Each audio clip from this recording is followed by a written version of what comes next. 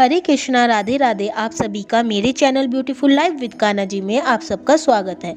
महाशिवरात्रि की आज हम पूजा विधि जानेंगे और साथ ही साथ महाशिवरात्रि के व्रत के दिन किस कथा को सुनने मात्र से ही सभी कष्टों को दूर किया जाएगा।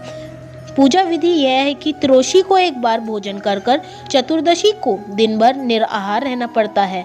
पात्र, पुष्प और सुंदर वस्त्रों से मंडप तैयार कर वेदी पर कलश की स्थापना कर गौरी शंकर की मूर्ति स्थापित करते हैं। कलश को जल से भरकर रोली, मोली, चावल, पान, सुपारी, लौंग, इलायची, चंदन, दूध, घी, शहद, कमल गट्टा, धतूरा, बेलपत्र आदि का प्रसाद भोले बाबा को अर्पित किया जाता है और साथ ही साथ इन्हीं चीज़ों से उनकी पूजा अर्चना की जाती है।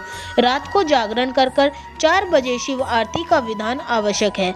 दूसरे दिन प्रातः जौ, तिल, घी, खीर तथा बेलपत्र का हवन कर ब्राह्मणों को भोजन कराकर व्रत का पारण करना चाहिए। अब जानेंगे कि एकादश महाशिवरात्रि पर किस कथा को सुनना चाहिए।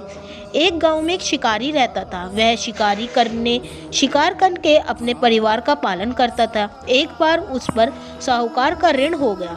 ऋण न चुकाने पर सेठ ने उसे शिव मंदिर में बंदी बना लिया। उस दिन शिवरात्रि थी। वह शिव संबंधी बातें ध्यानपूर्वक देखता और सुनता रहता था। संध्या होने पर सेठ ने उसे अपने पास बुलाया। शिकार अगले दिन ऋण चुकाने का वायदा कर सेठ की कैद से छूट गया और वन में एक तालाब के किनारे बेल वृक्ष पर शिकार करने के लिए मंचान बनाने लगा। उस वृक्ष के नीचे शिवलिंग स्थित था। वृक्ष के पत्ते मचान बनाते समय शिवलिंग पर गिरे। इस दिन भर भूखे रहने से शिकारी का व्रत भी हो गया और शिवलिंग पर बेलपत्र भी चढ़ गए। एक पहर व्यतीत होने पर एक गर्भिणी हिरणी तालाब पर पानी पीने निकली।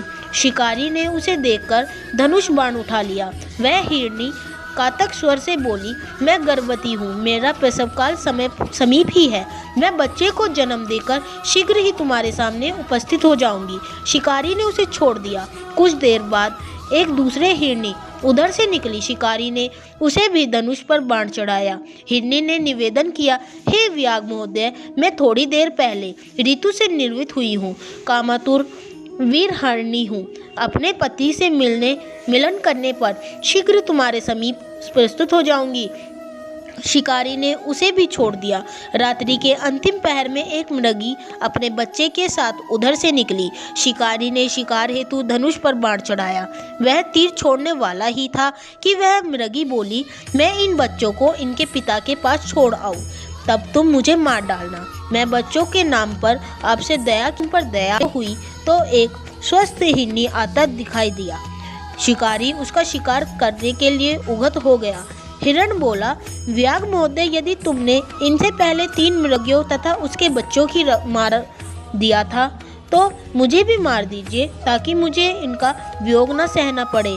मैं उन तीनों का पति हूँ। यदि तुमने उन्हें जीवन दान दिया हो तो मुझ पर भी कुछ समय के लिए कृपा करें। मैं उनसे मिलकर तुम्हारे सामने आत्मसमर्पण कर दूंगा। मृग की बात सुन रात की समस्त घटनाएं एक एक कर उसके दिमाग में घूमने लग गई। उसने मृग को सारी बात बतला दी। उपवास, रात्रि जागरण तथा शिवरात्रि पर बेलपत्र चढ़ने से उसने भगवत शक्ति का जागरण हो गया। उसने मृग को भी छोड़ दिया। भगवान शिव की अनुकंपा से उसका हृदय मांगलिक भावों से भराया। उस अपने को याद करके वह पश्चाताप की अग्नि से जलने लगा। थोड़ी देर बाद हिरण परिवार शिकारी के सामने उपस्थित हो गया। जंगली पशुओं की सत्य प्रतिज्ञा, सत्यवक्ता तथा सामूहिक प्रेम भाव को देखकर उसके बड़ी ग्लानि हुई। उसके नेत्रों से आंसू झड़ने लगे। उसने हिरण परिवार को मुक्त दिया। देवता इस घटना को देख रहे थे। उन्होंने आकाश से उस पर पुष्प वर्षा की तथा 2 पुष्पक विमान भेजकर शिकारी तथा मृग परिवार को शिवलोक का अधिकारी बना दिया। इसी प्रकार यह महाशिवरात्रि की व्रत कथा समाप्त हुई। हरे कृष्णा, राधे राधे।